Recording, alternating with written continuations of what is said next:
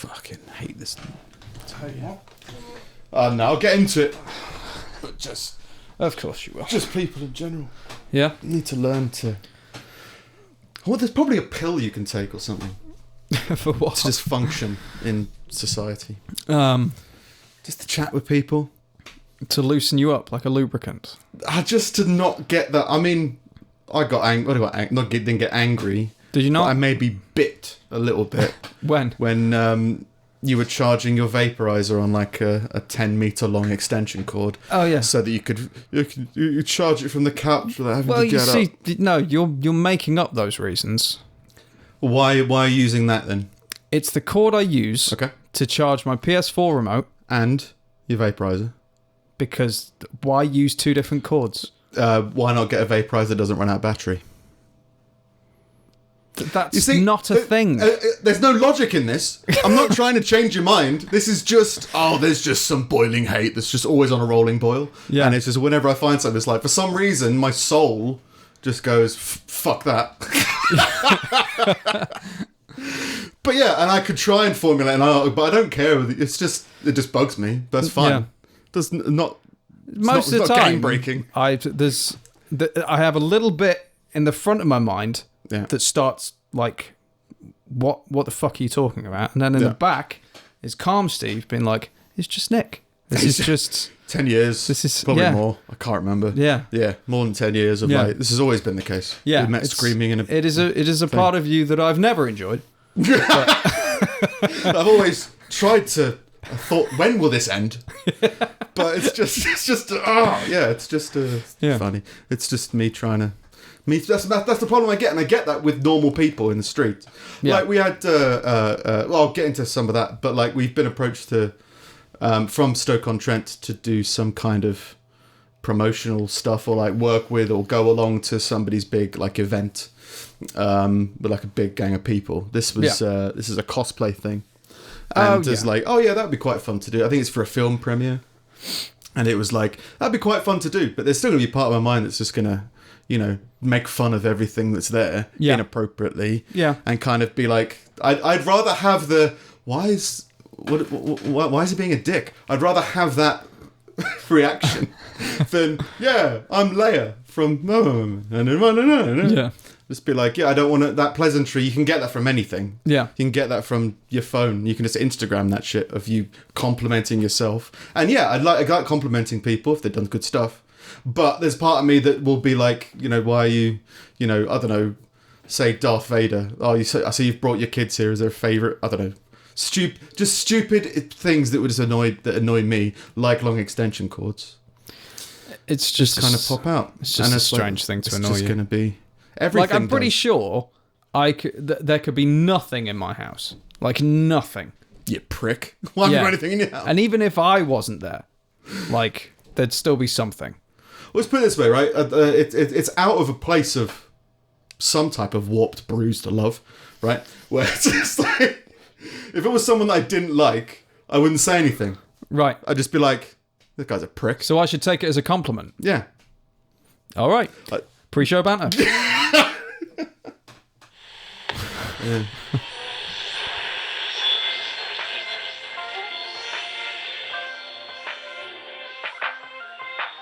I can't do shit, but I know I want to. Maybe if we talk about it, I'll find shit to do. I got a brain somewhere and you got one too. Something to be fucking do. You got a very thick book on harmonica for dummies. It's not. Is that very thick? Thick for a book about how to blow into how to play a harmonica. A nail file. Yeah. It's difficult to do. It's a difficult skill to get, but I didn't expect there to be like a big book about it. Oh yeah, there's loads of big books about it. That's just the one that I've got. Isn't that just like a music thing? Like learn music. Here's how you play the harmonica. This is A. This is C sharp. That's pretty much all you need to know. Not necessarily. Like, there's a big book of like acoustic chords there as well. Yeah, that can't just be chords though. No, it's a songbook though, isn't it? That's like. Oh yeah, it is. Because if there was a big book of chords, it wouldn't be that big. You know what I mean? Yeah, but you've got to make There's a less than book like 500 that, chords. like big enough to be worth selling. So it's probably full of like filler Pictures. Yeah, This is a picture of what harmonica might sound like. this is a photo of David's harmonica. Greg Louganis. This is a photo of Jill's harmonica, just for pages and pages. It's just an Argos catalogue. Yeah. Argos sponsored something before Joker. I can't remember what it was. Oh, it was a video game. Was it like? Oh was yeah, it, it was like a new Ghost like a new Call Recon of or Duty something. or Ghost Recon or Yeah, something? like sponsored by Argos. Yeah, and it was like unnecessarily dramatic. Just in case you forgot, go to Argos. Yeah, sponsored by Argos. It's like just really loud. It's just like, is this coming to Christmas? Yeah. So they're just like, all we need is people to be reminded that Argos exists, so that they'll bundle into our shops and look through a catalogue and go through and just select something. And that's a gift. Yeah. And then wait in their weird queue system. Yeah. You know, it's weird. Like, No one's copied that system. what? The The Argos. Argos system. They should. As someone who does and has worked at like catalog kind of stores, Yeah. like having a system where people don't come up to you asking if you've got this, like where they're Yeah. forced to go through a catalog and to pick it out, as opposed to asking you, who has to deal with 11,000 products and doesn't necessarily know whether you've got this specific thing. Like, it would be nice if everywhere that had catalogs implemented that system. But I suppose some stores like to encourage interaction between the teller and the... Well, I guess the only and the difference between customer. Argos and Amazon is typing. Because you can look through the Amazon catalogue and travelling. order it, and it arrives... Yeah, and travelling, and it arrives the same day. Yeah. Or the next day. Yeah. So it's like, you can just do that. So I guess maybe Amazon was inspired by Argos. And that's where it all began. It could be. I wouldn't be surprised But if there were Argos always- has been around since the 50s. Amazon is a continuation of catalog stores. Like, they had like Sears in the States, and that's been around for decades. Truth Sears.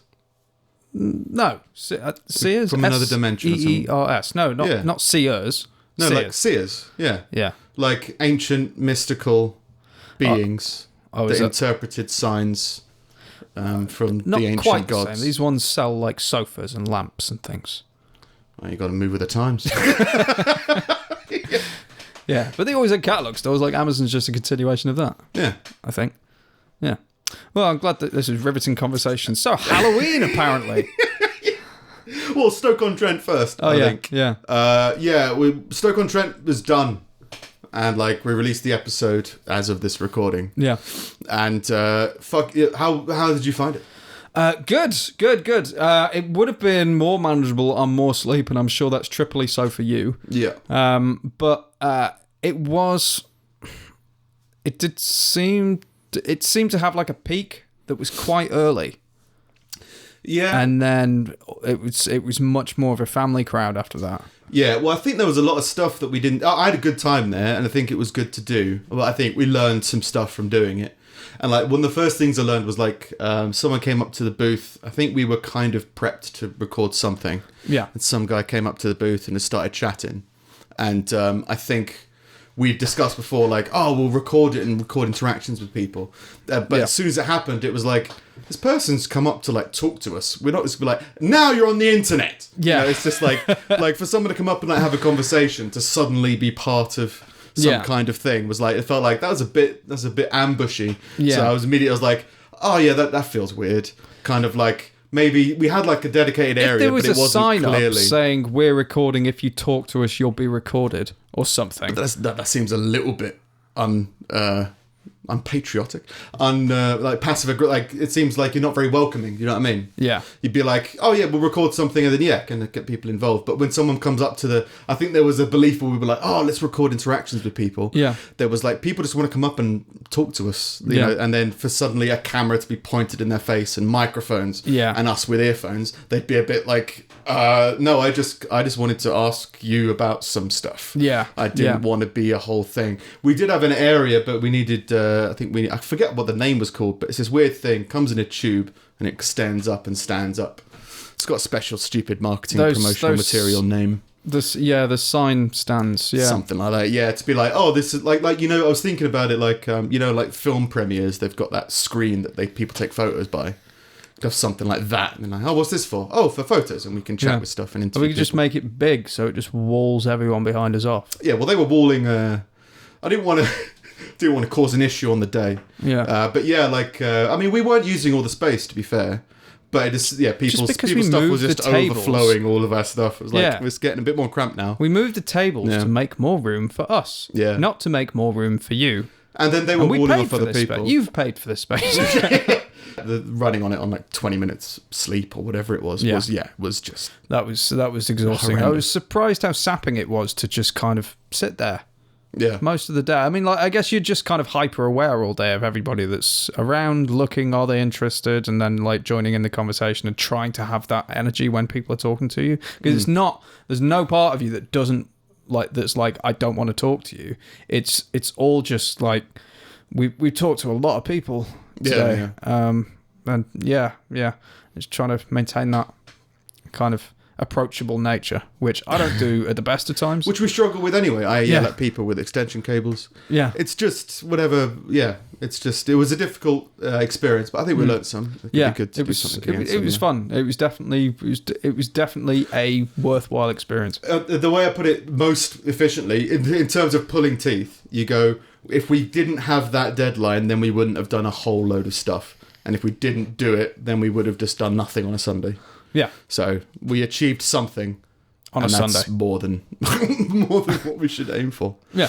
One of the people who did come up to us at the convention gave me a message. Gave us a message just on YouTube about whether we're going to do some kind of Halloween-y thing. So I thought, let's run with that. And the reason is because they went to a Halloween party once dressed as one of the victims of the Smiler ride at Alton Towers. Oh, right, okay. I vaguely remember that. Yeah, we did. We had a discussion about at a somewhat heavy metal wedding. Yeah, which was like at 11 p.m. the heavy metal comes on. Yeah, so and we were all just kind of waiting for it's coming. Having a lovely day. What was his name? Who's the legendary Polish guy? Marius. Marius. He was amazing. At some point we were outside having a smoke, and Marius was with us, and we were all around in conversation, and some other guy approached. And said, Marius, there's no man on the dance floor. And he just turned and just without any kind of flinching was just like, let's go. And disappeared into the night. Just tales of his past. Yeah, he's made 20 albums. I've never heard them, but he's made 20 albums. Toured the world. Yeah. And just, he was ideal for us, actually. Inappropriate conversations with the girl whose boyfriend apparently had 100 girlfriends or something like that. Cheated on her with 100 women or something. And he just kept asking questions. Couldn't understand it. He's like, what? Yeah. 100 in how many years? And it's getting out the numbers, and she's just cruel. Like he was doing the maths. Yeah, he's like, that's 5 a month. I know. So yeah, and then I like the idea that heavy metal people, because of because of pubs and that closing down and nightclubs becoming less popular and people getting older, they're now getting their heavy metal fix just from weddings that they just tour the country to find. Yeah. So just at 11 p.m. there was there's an hour of proper nice throwback rock music. Yeah. Nice. If you played it to me 10 years ago, a Devil's Night or something, I'd have been like, ugh, not this again. But it was actually quite nice to hear it. Yeah. Well, there was a little bit of that, a little bit of old Disturbed. You're like, yeah, we get it. We've danced this every month for 6 years. Yeah. We get it now. But it was just nice. And just nice to hear Slipknot in the full volume again. 5 Finger Death Punch. And a bunch that I didn't know, actually, as well. Yeah, it was good. So, heavy metal weddings. Yep. Stoke-on-Trent. Halloween. Yeah.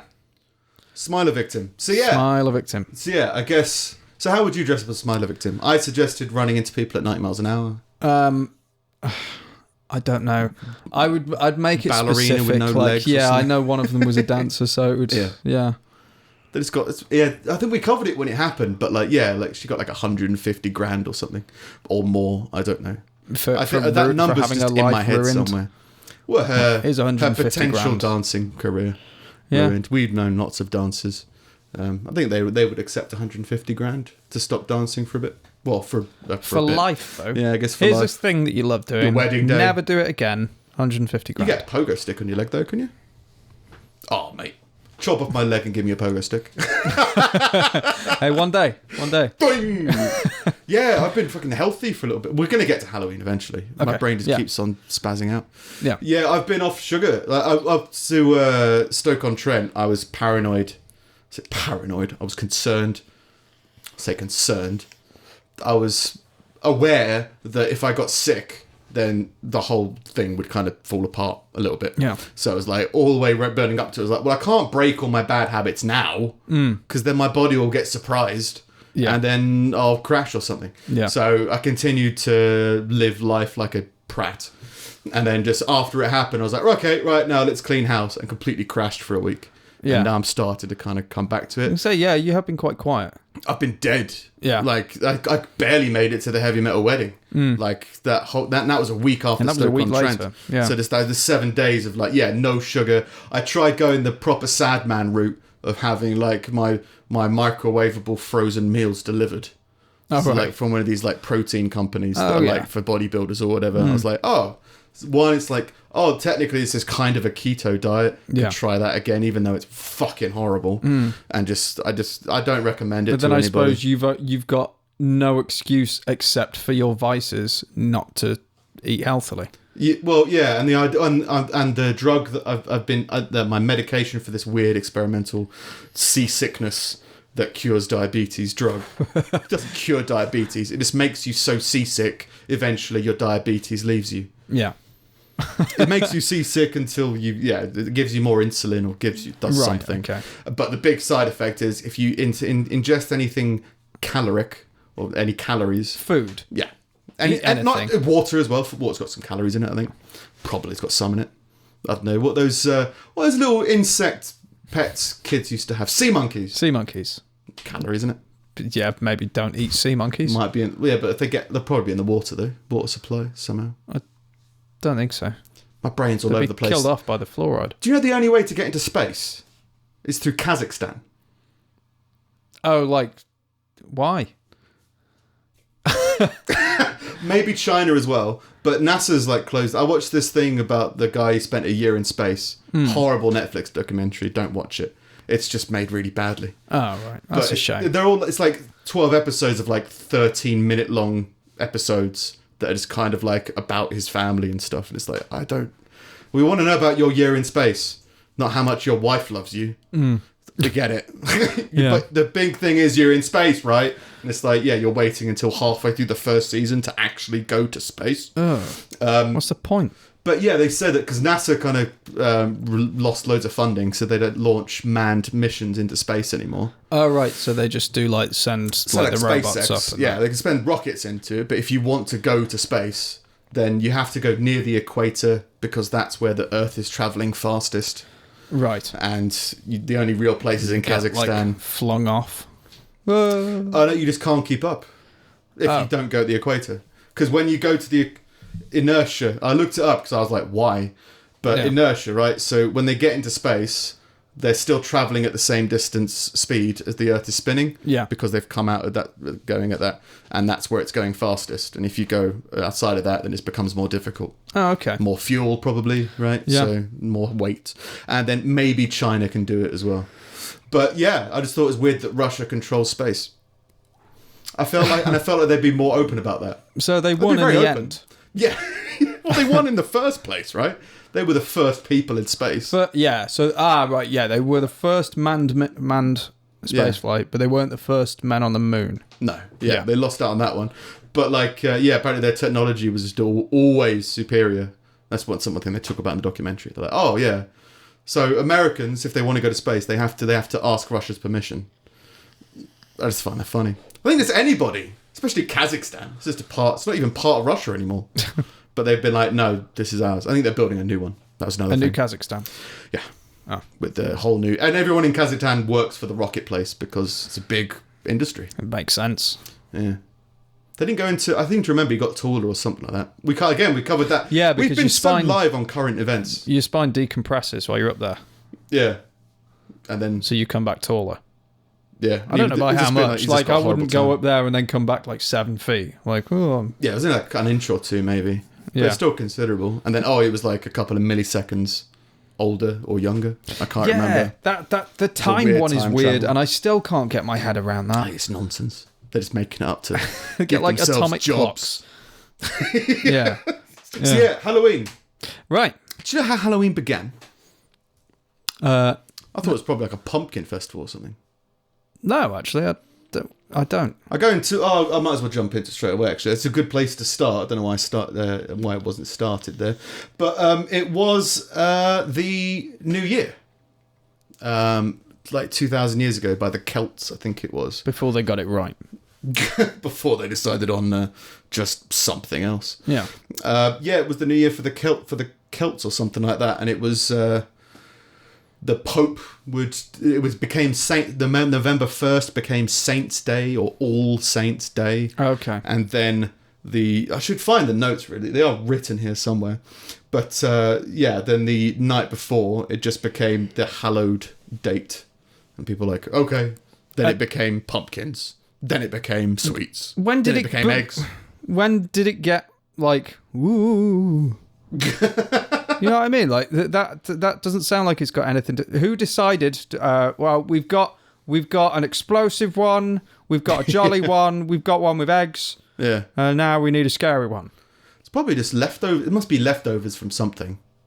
You know what I mean? Yeah. I always just assumed it was something pagan. It always felt like something pagan. Well, it's the ancient Celtic festival of Samhain. Right. Good old Samhain. There he is, Sam Hain, headless on a horse, throwing pumpkins at people.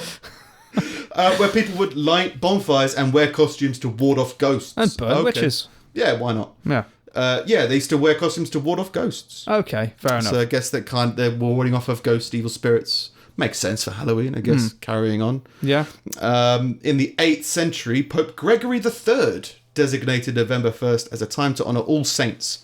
And then All Saints' Day incorporated some of the traditions of Samhain. Samhain.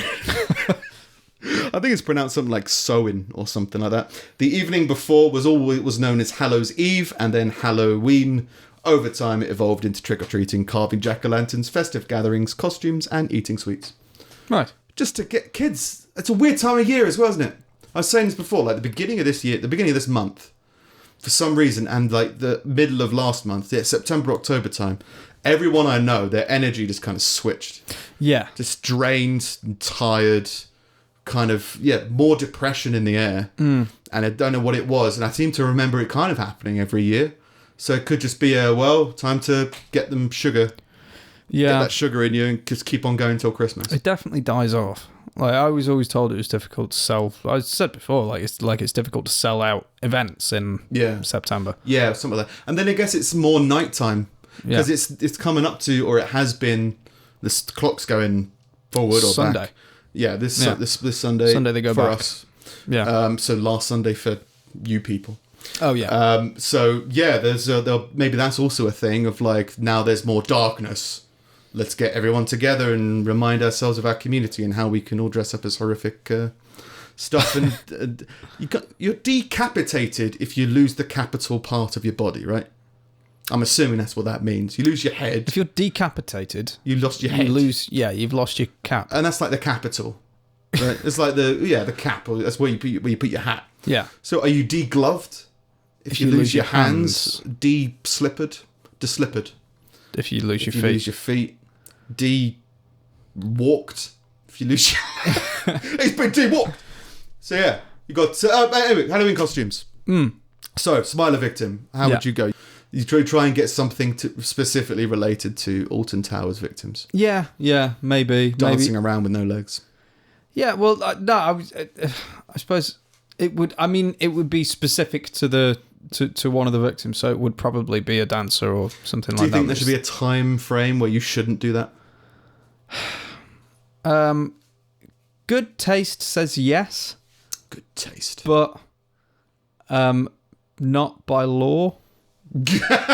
Like I wouldn't be so like the trouble with stuff like that is I'm not a good judge, and I don't think you are either, because we just don't get offended by shit. Well, just to put it into perspective, what would you how would you describe that as a potentially offensive Halloween outfit, right? Yeah. going as a de-walked ballerina known to the world. If you Google offensive Halloween costumes, Google gives you an inflatable Diplodocus outfit. Ooh. How offensive! He's a dinosaur. They've been dead for years. Don't steal their culture. Oh, he's only cultural appropriating those dinosaurs. Diplodocus have got 4 legs. He's got 2. He's lying. The other bit's ass. So my point is that this is where a lot of normal people vent out their hatred in the most unhealthy ways, but they do it at Halloween for some reason. So I've got a list of couple of different sites that have got Halloween outfits you shouldn't wear. What, like actual taken seriously? Actually taken seriously. You should not. Yeah. Most and of these them, are like in magazines and news articles. I've read some of these before, and spoiler alert. Go ahead. I'll preface it by saying I imagine that it's that a lot of it is like racial insensitivity and stuff like that. Yeah, there'd be a bit for Number 1 is a Holocaust victim. Don't dress up as a Holocaust victim. How do you do that? Well, again, we covered this. There was a Madeline. Not Madeline McCann. Anne Frank. There was an Anne Frank outfit. All right. Not that one, the other one. Yeah. Not that one missing girl, that one found girl. Yeah. Yeah, there was a Madeline, there was an Anne Frank outfit for sale on Amazon for a while. Right. And now it's just like a World War II refugee child. Yeah. They just changed the name. What it passes off as. Yeah, so they've been like, okay. But it was being sold as an Anne Frank outfit. Did it come with a diary? No, it came with a blank book and a pen, or a typewriter with like a silencer on it. Whatever it is. So don't dress up as a Holocaust victim. Oh, okay. This is from Good Housekeeping. So Good Housekeeping has 15 offensive Halloween costumes that should not exist. Okay. Number 1, Holocaust victim. Yeah. Number 2, anything involving blackface. No blackface. Okay. They go into detail. Let's be clear. It is not, we repeat, not Good Housekeeping to dress up in blackface for Halloween or any other day of the year. It's so easy to dress up as one of your favourite celebrities, no matter their skin colour, without being offensive. Let's avoid Julianne Hughes' Crazy Eyes costume and Luann de Lessep's Diana Ross costume. Okay. Do you know either of those people? No. Good Housekeeping. They're probably known within their audience. Right. Now, blackface. Blackface. Go. Spoiler alert. I agree. Yeah. There is something that I find that I would definitely avoid doing it myself. There is something about it that I find distasteful. It doesn't offend me, I guess, but I think there is a common knowledge there amongst people where it's like you understand that this is offensive to a lot of people, so you must only be doing it to be offensive. Well, do you remember when I did it accidentally? Yeah. Yeah. So, but I went. I was half. It was some kind of demon. It was a demon. It was thing. a demon for an Angels and Demons fancy dress club night. I was topless but painted black with red lightning bolts of like where I'd been hit by evil energy or whatever, and I had eye lenses in or whatever that like made my eyes more black. And then when you were in actually like inside the club with the light and everything, you couldn't see the red. Yeah. And they did like a roll call of all the fancy dress people and brought me up, and they're like, "Oh, he's in blackface." I was like, "What? No, I never thought about that." Eyes red. I'm a demon. It's obviously a demon. So it can be done by accident. Yeah. I think those incidents of it being done by accident are few and far between. Probably. But not many people go to the effort of dressing up as a demon. Yeah, and most people who go as blackface are doing so to go as like a black character. However, I've never seen anyone complaining about a black person go whiteface, which I've seen tons of times. But it's just a weird thing of like, where do you stop impersonating a person that you're trying to impersonate? Yeah. Like accent. If they're American, can you do an American accent? That kind of feels okay, right? Yeah. If they're American but they're of a certain ethnicity, can you do the ethnicity that is closest, most resembling their accent? It becomes a little bit... No, you can't, because for some reason people can't agree that that having a different ethnic background changes the quality of your voice, which it absolutely Not does. the quality, just difference. If you're from South America, no, I don't. You'll have a different accent. When I say North quality, America. I mean the sound quality, not quality as in that's a good voice. Like I mean, it changes the way your voice sounds. A lot of the time. Like, if you hear someone over the phone who isn't the same ethnicity as you, like, most of the time, you can tell. Yeah. Like, and maybe that's stereotyping. But maybe you can't. But stereotypes come from somewhere. But in doing an impersonation of somebody seems to be okay, but then if you do their voice, then it's not. If you do their race, then it's not. Yeah. If you do their occupation, what if their occupation, is that okay? But if you do it really well... People love you. People love you. Yeah. Like, what's his name? Was it Robert Downey Jr.? In... what the hell Tropic was that Thunder. From? Yeah. And there were some complaints about it, but most people have been like, that was really good. Like, it was really funny. But I because think it was rooted in parody, I guess. Or it's the same reason. It's the best example of context. Not that example. There's in Louis C.K. had a chat on like an HBO thing of talking funny with a couple of comedians, and there was Chris Rock was saying, they were asking Chris Rock how often he uses racial slurs, and he can get away with it because he is of that race. And Louis C.K. was like, well, I use that exact same, like the worst racial slur in my special, and it was fine. And it was because of context. How it was contexted and the people who listened to it. And as it's come out now, like people complaining about Louis C.K.'s, the material that got leaked, that's stolen, I should say. Yeah. They were like, oh my God, he's joking about, mass shooting victims. It's like, he's always been doing this. Have you just not been listening? Yeah. So I think it's also just the type of people who listen to your stuff. Yeah. And you get some people that go like, oh my God. Like I saw somebody try to explain the timeline of all of the Terminator films because the new one's coming out. And because they're all kind of occur in different stuff that's going on. Someone drew a diagram of what universe they're all in. And the amount of people who complained and then turns out they didn't read the diagram. And it's just, they just see something and they just want to complain. Right. They just want to say anything. And I feel like even if the information is put in front of you and the information is correct and it contradicts your point, you're still going to make that point. Yeah. Just because you don't want to see an argument put before you that might make you question what you think. So no matter what, there's some people who will always disagree with blackface. I've had that with people in real life about stuff on the podcast. I've been like, this is funny. And they're like, no. It's like, it is. I find it funny, and that's healthy. That's fine. No, you should be miserable for your entire life. Yeah. Okay. No, but you should laugh about stuff. You should learn to cope with it, right? It's like, yeah, and there is a place for sadness, but there's also a place for laughter, right? And it's just some people. It's just human conditioning. After a while, they just go, I live in this box. This is what the world is like.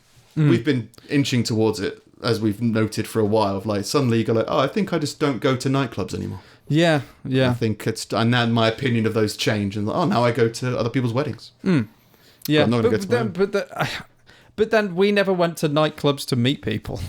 Yeah, I went to nightclubs to I don't know what it is I do. To be surrounded by noise, to scream out poetry.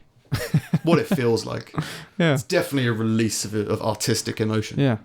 Through the movement of dance. Yeah, but now, like, once every 5 years is fine. Oh, I'd still do it every week. If I could. If there was a wedding, I could go to every week. Oh, there like was that? An hour. Yeah. Yeah.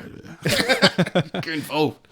Might start blasting stuff in my car more often. Yeah. It's weird to dance in your car. I get married every week.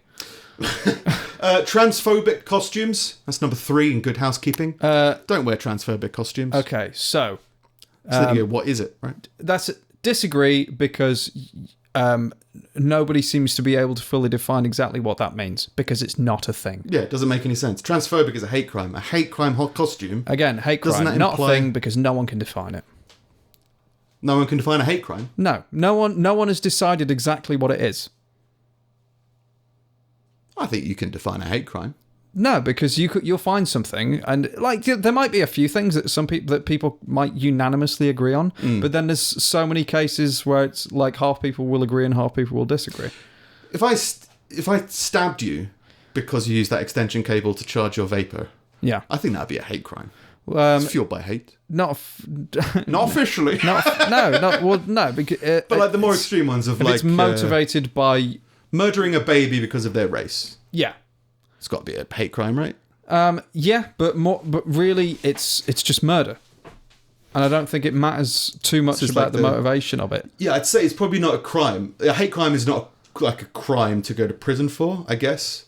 Which is what you're saying, right? You go to prison for murder for that, right? Yeah. Or like some kind of extreme murder because it's a baby. Because but you wouldn't go to murder. You wouldn't go to prison because of your motivation to do it. That's a hardline provable thing. Yeah. Hate crime comes down to the motivation or the intention behind the crime, isn't it? Yeah. So, and then you are... In a court of law, I think you're drawing a line where you think you're able to tell someone else what they were thinking, which I don't think is right. Yeah. So you can't condemn, you can't imprison legally. There's no hate crime. Yeah, but I think there's definitely you can define hate crime. This is the Steven Crowder situation, where to get with all of his videos, where like he'll say hate speech doesn't exist, and you're like, no, yeah, it definitely exists, just not in the legal terminology that you're focusing upon.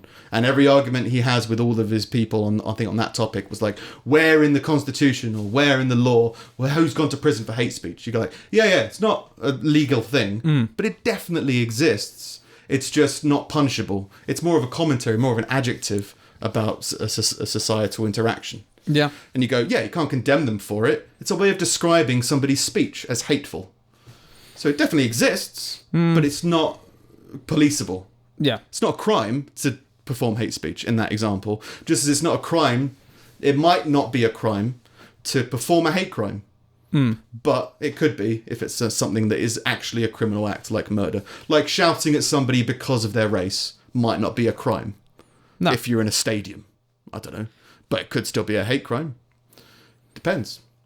It's weird territory, isn't it? Yeah, I don't know. I don't agree with anything where you're policing other people's, like deciding what other people's motivations were. Exactly. So in the court, in law and governmental and any authority, I don't think it exists as a term that you can use against anybody. But you can definitely perform a crime fueled by hatred that is knowingly to you and to others around you fueled by hatred. But you can't be judged necessarily. Yeah, by that. I suppose on that base level, yeah, I'd agree with that. It's just that I think that's the key, and I've just seen it in loads of Crowder videos where it's just like he's arguing about this specific area, and you go like, what about all this? Which is what these students and that are talking about, but they're not able to articulate or haven't thought about it enough. And you just go like, yeah, it's just there's a bit more to it that you can open up about. But yeah, transphobic Halloween costume. Yeah. In this example, by Good Housekeeping, it's a transvestite grandmother. So like stag doos dressing up as old ladies. Shut up. That's a transphobic costume. No, it isn't. He's got grow up. Yeah, that's where you go like, I don't think it is a transphobic costume. Yeah. It may be making light of transsexualism or transvestism. That's the thing where they've decided the motivation of that person. Yeah. The motivation of that person is to be transphobic, is to be judgmental of trans people. Yeah. It's not. Which we agree is, that's not the case. It's like, it depends on the context. Yeah. They haven't performed a crime. They haven't done something hateful. You've just associated this adjective with this noun. It's like, no, it doesn't. It's just a man dressed up as an old woman. And they've remarketed it, and instead of, I think they used to market it as tranny granny. And they were like, that term's bad. You go like, okay, maybe that term's bad. So now it's Mrs. Doubtfire. But that's stupid, though. That's what you're saying is it's transphobic for a man to dress up as a woman. If the intention... Oh, that's what you're saying. They're saying that because the intention is to ridicule people who do so. And you go like, no, you've made that leap. That doesn't exist. Yeah. Yeah, that's where you go like, no, it's not transphobic for people to wear different genders' clothing. Yeah, no. That's somewhat the basis of transism or transvesticism. But yeah, that is assuming that it's not. It mocks and satirizes transgender women, in addition to using a transphobic slur. And now people sell it as Mrs. Doubtfire to get around it. And you go like, yeah, I don't think Mrs. Doubtfire was transphobic. No, it was trans, like it embodied transvesticism. Yeah, but I don't think it was doing it to hate or push down the trans movement in any way. It's all they're doing is complaining about outdated language in that situation. Yeah, like there was we take part in a gathering, right? Yeah. And there's a faction called the Tarantulas, and they put the Lorien Trust, the people that run it, put a big notice out recently, because a lot of the nicknames that people have for people of that faction is around transvesticism, tarantula, tranny, like that kind of thing. Okay. And they just put out a notice saying, we're moving on with the times, can we please make sure we're not using that language anymore? But this establishment, which is based on the realism and focusing on existing in 1066, we're moving with the times. But in that situation, particularly consider the community involved and the diversity involved in that community, I agree. Like it's a family oriented event, and if you and that nobody is there to cause offence and to cause issues. If there's no like absolute reason to have to say it, then it's fine. Then we won't say it anymore. We accept that we're moving with the times in it. All they're doing with that costume thing is exactly the same thing. It used to be called the Tranny Granny, and now it's called Mrs. Doubtfire or whatever. It's not to get around it. It's to move on from it. Well, it's just, again, it's people assigning their own context to something. Companies rebrand all the time. Yeah. I don't know. That's 4, a non-argument. It's stupid. Move on. A refugee. Don't dress up as a refugee. Define a refugee.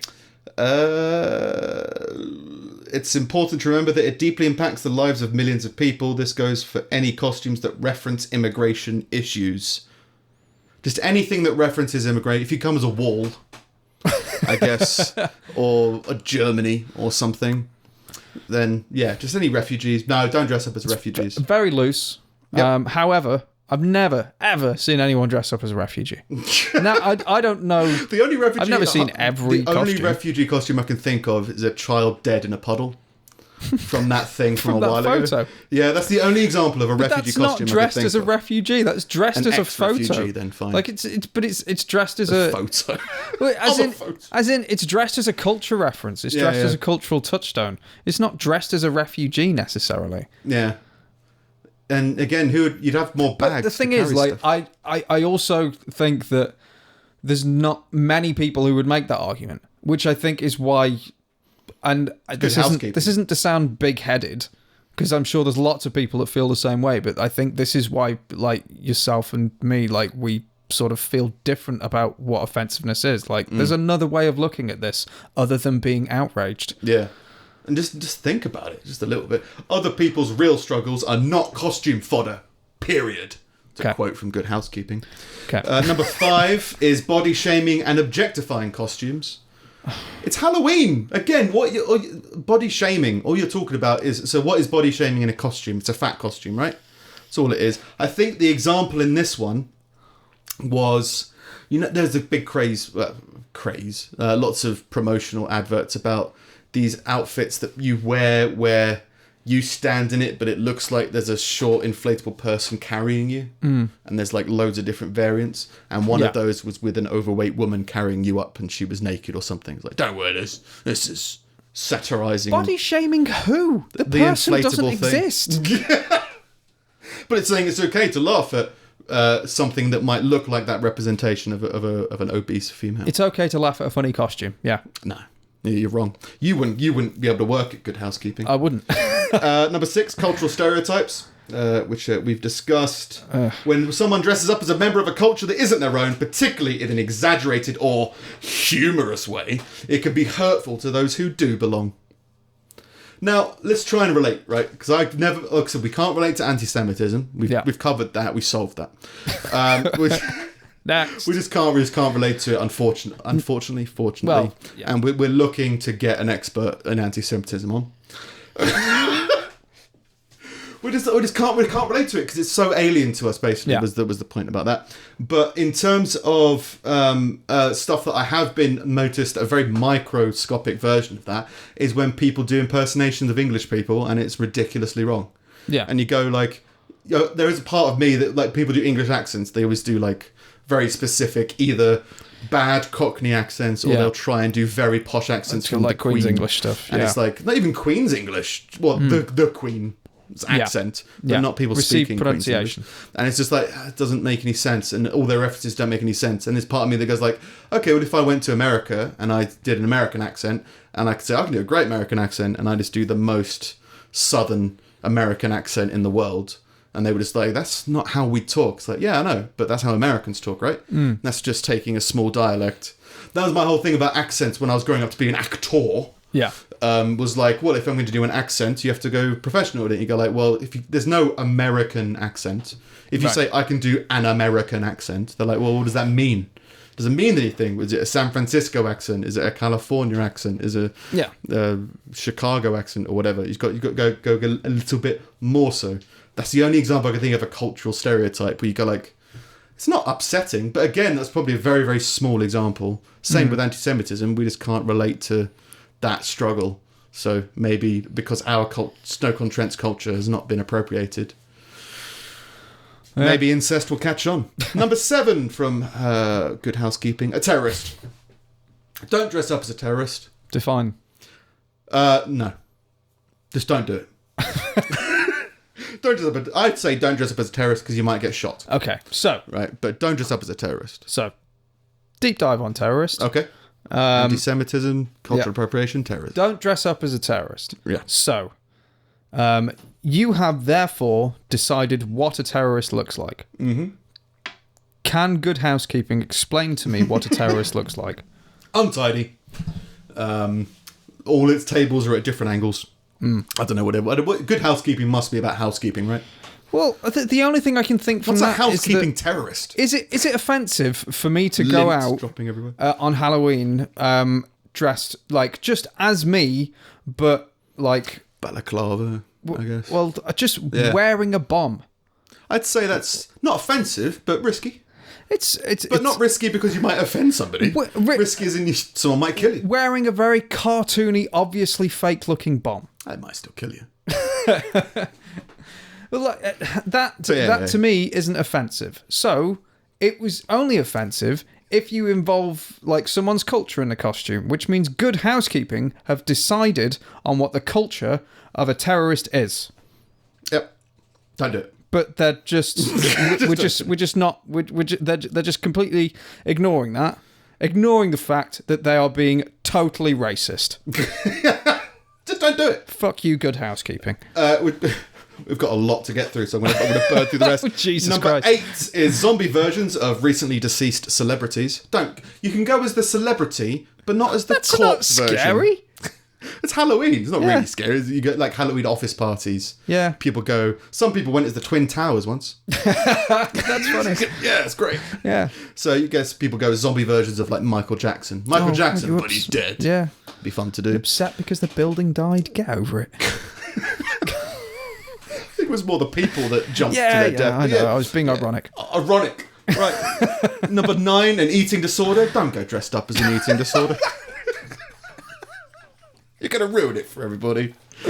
You can't go near the buffet. Number 10, don't go as animal cruelty. What? I think that was the dentist. There was a Halloween costume of that dentist that shot that lion. Funny. Yeah, it's just there. Who cares? Number 11, O.J. Simpson and Nicole Simpson, a happily married couple that unfortunately got divorced. What's wrong with that? Can't prove it. Can't prove it wrong. Number 12, a mentally ill person. I mean, mental illness can come in all different shades because technically everybody can be dressed as someone. What do you mean? Like half the Halloween characters are mentally ill. So this one, I think, was specifically mentioning straitjackets. Oh, shut Don't up. wear straitjackets. You can go out in a straitjacket. Yeah, I think Grow it's up. fine. It's like, oh yeah, but it's making crazy people look stupid. It's like, it's laughing. They're against satirism of anything. It's like, no, you can satirize yourself. You can satirize society. That's what satire is. Yeah. Just fucking make fun of yourself. Just really dumb. Number 13, don't go as sexual harassment. Not a good thing to go as. I think it's apparently there's a flasher costume tradition where people would dress up as flashers and like flash people without technically flashing them. Never seen that. Never seen it before. Maybe it's an American thing. Yeah, Good maybe. Housekeeping's probably American. Number 14, don't dress up as a homeless person. Just don't do it. I mean, it mocks the homeless culture, and that feels like the most white knighting in the world. Yes, don't ridicule homeless people. Yeah. But if someone's just got made redundant and they dress as a homeless person because that's how they're feeling, then go for it. It's fun. I don't think Good Housekeeping is really a good place to talk about ridiculing homeless people. yeah. Don't ridicule homeless people. They can't get our magazines. Yeah. So they don't understand the references we're making. To keep. No. And number 15 is a national tragedy, which was 9/11. Don't dress up. Dressed as a national tragedy. Other magazines. Insider Magazine says that a sexy convict costume could be interpreted as trivializing the US prison system. Okay, now there's part of that I agree with, and not as an offensive thing, but just the sexy part. I don't get it. Oh yeah, but it's just stupid people doing costumes, right? Like, that's all it is. Like we have ideas of what Halloween costumes are, and at some point, like sexy nurse and stuff became a Halloween costume, and it's like, well, it's just you've got every night of the year to do yourself up and look as attractive as you want. Why don't you go out as a fucking horror show tonight? But that's like all you it are is. at home. That's what it is. They're stupid people who all they do with their whole lives is try and look pretty. Men and women, not specifically women. Yeah. And they could try and because and you'll then get men going about, out as Chippendales as an excuse to just be half naked. And it's just like, well, all they do is they do that so that, and then Halloween comes along. Oh, now in time to get dressed up and photo opportunity. Let's do what I always do, but I'll be painted a different colour on my face or something. Yeah, they'll put like a little bit of blood by their mouth or something. I'm like, a zombie. It's like, okay, I don't think you're this as creative. guy's a zombie. he's dead, Michael Jackson. Yeah, actually, Good that's a Housekeeping. homeless zombie, and I find that incredibly That's offensive. a homeless celebrity zombie. Good Housekeeping would not approve. But yeah, just dressing up as a sexy convict, that trivialises prison, right? And also dressing up as a gorilla could seem innocuous, but if you called it Harambe, it would be insulting. They had a distinction there. You can dress up as a gorilla so long as you don't give it a name. What's your name? Specific name. I don't have a name. I can't tell you. I'm a terrorist. Yeah. Cosmopolitan had these ones. Number 1, a trouser snake charmer costume. Again, a costume I've never heard of. I've never heard of it. It's just a snake coming out of his zipper. It's funny. Okay. Number 2 fine. is It's a not giant boob. Don't come dressed as a giant boob. Why is that offensive? It's a giant boob. Don't be around kids or whatever. Like, it's not family appropriate. Kids would love it. They drink breast milk all the time. This takes me back. There was a bunch of other silly ones on there, but number 10 was a douchebag. Don't come as a douchebag. Brian. I've come as you. Who are you? But yeah, what is it, like a colostomy bag or whatever? Why not? Whatever they are. Yeah, Why not? No. Number It's like 12. saying don't come as a shower. Don't come as a bar of soap. Don't come as a cleaning product. Yeah. Well, number 12 is a tampon. Don't come dressed as a tampon. Why not? Oh, it trivialises women. Does it? Does it? Don't think so. What if you come as a condom? Makes light of something that's meant that some people are insecure about and don't want to talk about and want to shame you about. That's what it. Apart from some of this stuff, yeah, a lot of it is just stuff that you're meant to be afraid of or meant to have negative feelings about, and just flipping it and being like, no, let's make it fun and ridiculous. Do you know there's a thing as a charity for like testicular cancer, and they do a thing every year called the Willy Walk, where everybody, you get hundreds of people sign up for it, and they all dress like penises and walk like 10 miles or something like that along this whole race. And like, you're dressed up as genitalia. What's the difference? Yeah, it's no difference. It's Nobody just cares. These people are upset. More specifically, I think it was because Cosmopolitan. it's not offensive. Cosmopolitan's upset. Yeah. In other Halloween news, Aldi has banned some Halloween products because they're too scary to put in the store. Oh, no. And I looked into it, and it's like skeletons that are in the displays. They don't want to scare children, or they called them something, but the easily scared or something like that. Those of a nervous disposition. Okay. So they don't spook them out from their cans of food. Aldi trying not to be too scary this Halloween. They got some Halloween decorations, but some are just too far. Apparently. I don't know. We've got a local Aldi. I've been around there. I didn't know they'd banned Were anything. you scared out of it? I was terrified. Yeah, all those fucking people walking around. Well, that's I've got loads more, so I wouldn't worry about your scum bits just yet. All right. I'm editing now, so it doesn't matter. Fair enough. So that's those are the most offensive Halloween costumes, right? Yeah. Those are the costumes that people get really freaked out about and say like, oh, no, you shouldn't do this. And I admit that Halloween's kind of meant to be kind of silly, but sometimes bad stuff happens on Halloween. Yeah. In other news, when a number of eyewitnesses saw a man calmly drag a decapitated body out of a Long Island apartment, no one bothered to call the police. After all, it was a few days before Halloween, and people just thought it was some sort of prank to scare the neighbours. So you can get away with decapitating, in this case, your mother, dragging her into the street, walking down the road and jumping in front of a train around Halloween. Right. Because everyone's just kind of like, it's fine. It's Halloween, get in with the spirit. He's not dressed as a terrorist. He's not dressed as cultural appropriation. Yeah, he just cut off his granddad died. So he, dealt with it and fought through the grief by decapitating his mother and jumping in front of a train. Ugh. Pretty grim. Yeah. But he didn't get away with it. He got hit by a train. But people didn't bat an eyelid at the decapitated corpse he was dragging around. Because they thought, Halloween. They probably thought it a was costume. Halloween. It's probably something silly like that. And I suppose you can get away with anything on Halloween. Well, people try. Based on that. Yeah. Well, there was another story. I got a load of horrific Halloween stories. Do you hear about did you hear about this? There was a rumor going around years ago where bad people would put razor blades in candied apples around Halloween to fuck up kids. This there was a true story in America. I'm pretty sure it was in America, where an 8-year-old kid was given a pixie stick, which is just like a stick of sugar, flavored sugar, turned out to be cyanide. Oh, gets worse. Again, this was obviously because of Halloween, went trick-or-treating and that. It was in Texas. And turns out it was his dad gave it to him to try and get the life insurance money for his kids. And he had like 3 kids. Oh. And he gave them all pixie sticks of cyanide. One of them took it and died. The other 2 were saving it for later.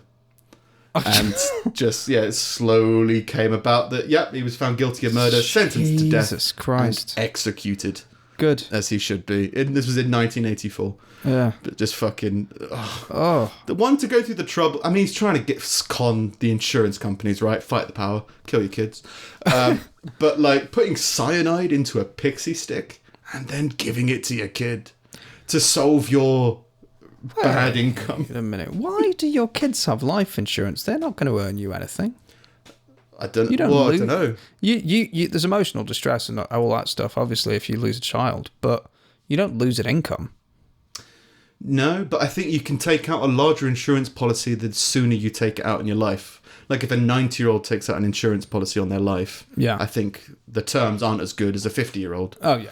So maybe this 8-year-old got like millions of pounds. Maybe this 8-year-old was going to be a dancer that didn't go to Alton Towers.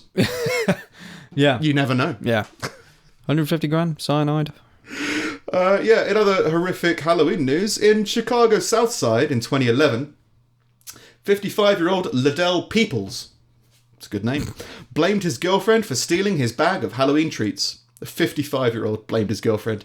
An argument ensued, and 49-year-old Maria, his girlfriend, threw a plate at his head, which stuck him above the eye and caused a gash. So, Peoples... decided to grab a knife and stabbed her multiple times. Don't throw a plate at my head. Stab. In other horrific Halloween news, on Halloween night in 2008, convicted drug dealer Quentin Patrick of Sumter, SC. Where would SC be? As in, is it in the States? I think it's a state, yeah. SC. SC, South Carolina. Yeah, probably. We'll go South Carolina. Heard a knock on his door, assuming it was a rival gang. He grabbed his AK-47 and blasted through the front door at them. 11 of the bullets hit 12-year-old trick-or-treater. Oh. Trick-or... 11 shots hit this kid. Oh. Why would you think it's a rival gang? Well, I've forgotten he's a drug dealer. Okay.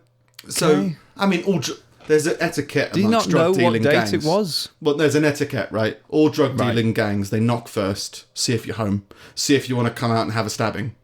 Okay. And then, so anyone knocking at the door is going to be a polite member of a rival gang.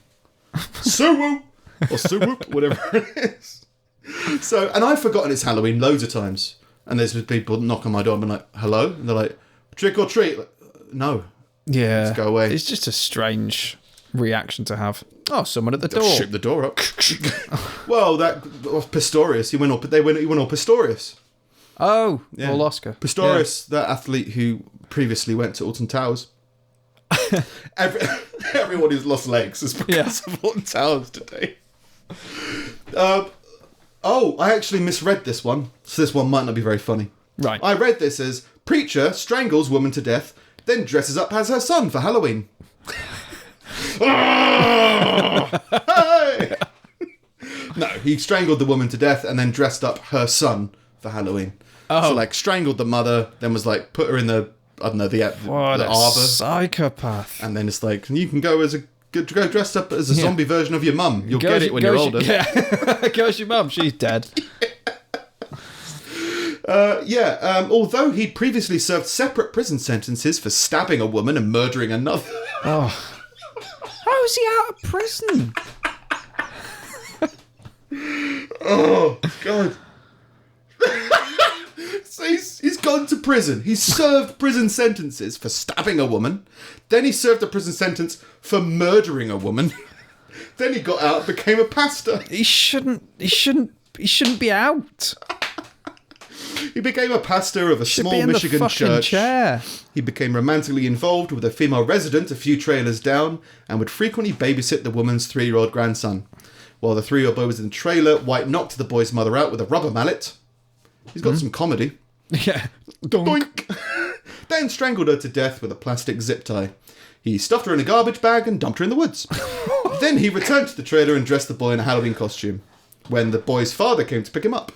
After being arrested for murder, White told police his crime was part of a lingering fantasy to have sex with the corpse, but that he'd forgot whether or not he completed the act. Clearly, casual murderer.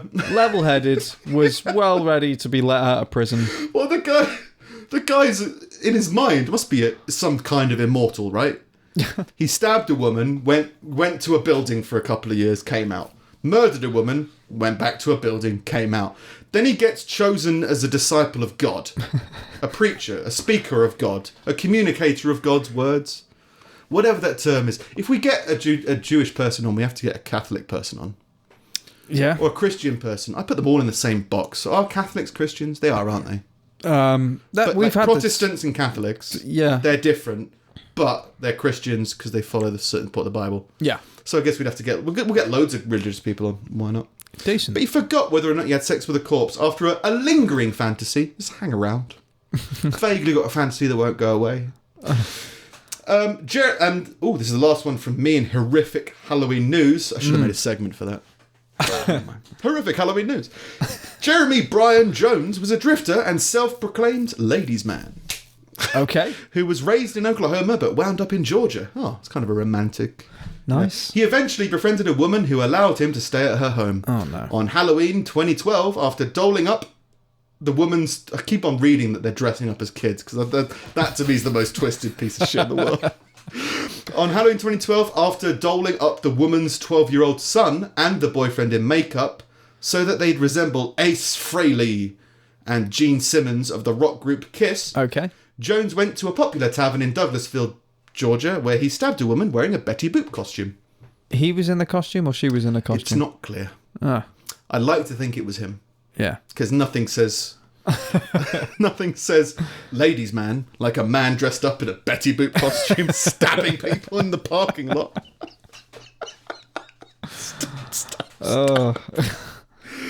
Oh, there's Halloween. Yeah. Weird time of year. Lots of murders. Lots of people dressing up before they kill people. Specifically dressing up kids, like, okay, you can have a fun time. Daddy's going to the bar. Yeah. Or this ladies' man's got to sow his wild oats. Stabs. Oh, it's a ladies' man thing to do, isn't it? Stab someone. Yeah, I suppose. A ladies' man. Stabbing a lady? I think the term ladies' man died with the film What Women Want.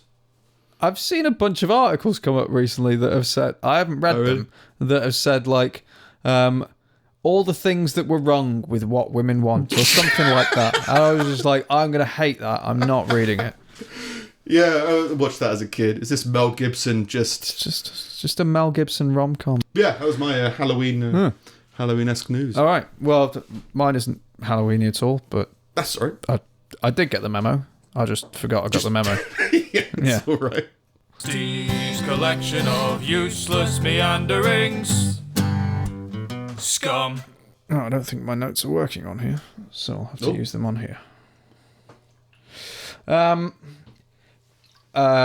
From China to Japan. Inamuri in Japan is the practice of napping in public. It may occur at work, in meetings, or in classes. Sleeping at work is considered a sign of dedication to the job, as though you've stayed up late doing work or worked to the point of exhaustion and may therefore be excusable. Like, as someone who's trying to like go on a business, if I went to a meeting and then was just like, hold on 1 second, 1 second, you sleep, and like just and went to sleep, like I wouldn't expect to win that job. Did you ever sleep in school, like primary school? I may have. The rough. I don't remember it in school. To be fair, I used to remember a couple of lectures where I've nodded off. That's about it. In primary school, I used to think it was cool to fall asleep. Cool.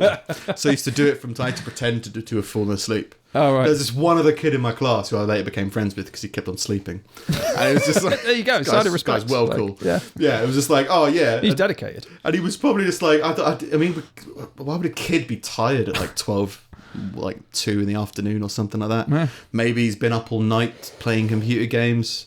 Maybe it's something darker, something that... Good Housekeeping would disapprove of. But yeah, I used to just go to sleep and pretend to be asleep. I just found it weird because the teachers wouldn't know what to do. And it was always, there's this weird energy. Like, I imagine it's the same as like a voyeur, where like, they don't know that you're not asleep. Where just like, you get to hear how people react and stuff like that. Yeah. No, as a kid, I was like, I found that kind of interesting. To be fair, there's plenty of times in my life, and I don't know why. Yeah. Really, because I don't know what it is, because it feels like a sort of seeking attention energy, but it's the exact opposite of that, because you're not seeking, you're seeking to be ignored. There's plenty of times when I've woken up and carried on just with my eyes closed. Just so you didn't have to talk to your wife? No, I don't like not. Who's in your room that you don't want to talk to? Like if there's people in the house or something. Like if I've fallen asleep on the sofa, right, or something, and like either Vix or when I was at home with my parents, like mum and dad have gotten home or something like that, I've just stayed knocked out, and like I'm fully awake, but it's like there's no reason for me to open my eyes and acknowledge this shit. Like you're just relaxed. I want to be sleeping. It's still restful to close your eyes as well. I find that tends to rejuve me a little bit. Yeah. Kind of do that stuff. But yeah, in primary school, I used to do it, especially when we played a game called Heads Down, Thumbs Up. Did you ever play that game? Yeah. I can't remember the premise. Heads down. Yeah. Heads down. Heads down. Yeah, and it was like you put your forehead on the desk. Yeah. And two thumbs up. Thumbs up, and someone then comes around. Somebody would and press puts a one thumb of the thumb down. And you'd have to guess who it was. Yeah. Something like that? Yeah. And we always used to do it by looking through our arms at their shoes. I know everyone's shoes. Yeah. So I think they get like 3 people or something to stand in front of the class, and then you put your head down and put your thumbs up, and one of them would come out and put your thumb down. Oh, so you know the 3 in advance? Yeah, and you had to guess which of the 3 it was. Right, okay. I could just imagine the teacher's like, oh, for God's sake. Like, I get Nick to play Heads Down, Thumbs Up, and now he's asleep. I've only got myself to blame. Yeah, you made him close his eyes. He was halfway. You sent him halfway there. Yeah, I think it's what the teachers really changed recently, didn't they? They now they need to have qualifications, and some people were upset by that. Yeah, after your uni experience, I think around that time, they introduced that if you want to be a teacher, you need to have a degree in teaching. Was that not a thing? No, anybody used to be able to do it. And that's why I think when I was growing up, our teachers were always a bit... Well, it would probably be preferable, right, if you teach DT to have some kind of training in DT. design technology. So like, but I think it also just got people who used to work in the field and then just brought them in to be teachers. And then there were so many teachers, they're like, well, we need to filter this out a bit more. Yeah. And there were loads of people who went and did a foundation degree in teaching when a couple of years after I graduated. And it was like, oh, fair enough. Now this is a thing. Makes sense. But it makes sense now that loads of times at school, most of my memories of like some of the classes have been like, well, we're going to watch Rambo again. Or, let's watch Jaws. I can't be asked to teach you a lesson today. Yeah. It's just some unqualified guy just teaching. Just can't be asked. I suppose it depends on what level, because I know you can be like a lecturer without a teaching qualification. You just need to prove your experience in your field. So whether that's that you've got another degree or something. So like I've got like a master's in film. I could technically apply to teach at undergrad. Right. But I think secondary schools was the key thing. Yeah. Where you need to have this specific certificate or specific type of education or something. I'll look into it because a friend of ours had to do it, and I know loads of people who went back to uni to do it again. Loads of friends that are teachers now that went and did PGCEs and stuff. Yeah, PGCE. I think that was it. Where they had to get that in order to become a teacher now. Yeah, it was like, oh, it's a move forward, but it kind of fucks with a lot of people's plans. Yeah, lots and lots of Rambo when I was at school. Maybe it explains some things. I don't know. Yeah. So, falling asleep respectfully. Yeah. Female psychopaths appear to be more prone to promiscuity than male psychopaths, and while they prefer to date non-psychopathic men in the short term, the long-term relationships they tend to look for are in a fellow psychopath, which makes sense. Yeah. Like a business partner. Well, it answers. It's all those. I guess like that. It's someone else to hide all their tendencies from the public. But it makes sense because it's like when you always hear of like those horrible like murderous couples. We've had a bunch of like infamous ones in the UK. I can't recall any to name at the minute. But like who would have children over to their house and murder them. And there's part of me that was always like, well, why? One of them is a psycho, but why would the other one go along with it? As opposed to being like, no, they're both right. Yeah. They're both nuts.